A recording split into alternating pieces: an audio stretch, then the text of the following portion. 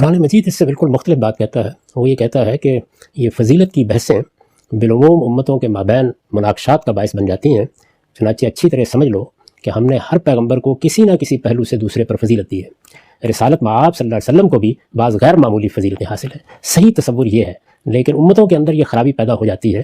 ہم مسلمانوں کو تو یہ تعلیم دی گئی تھی کہ رسول یا نبی ہونے کی حیثیت سے ہم کسی نبی یا کسی رسول کے معاملے میں کوئی تفریق نہیں کریں گے۔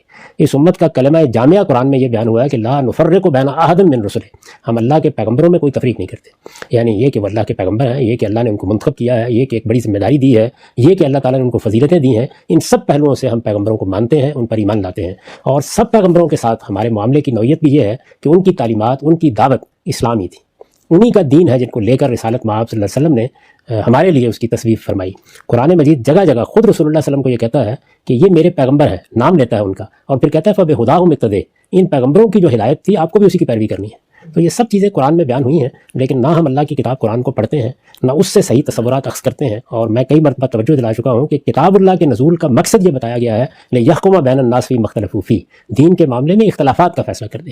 ہمارا معاملہ یہ ہے کہ ہم اللہ کی کتاب کی تصریحات کے بجائے اپنے اپنے ذوق کی روایتیں منتخب کر لیتے ہیں۔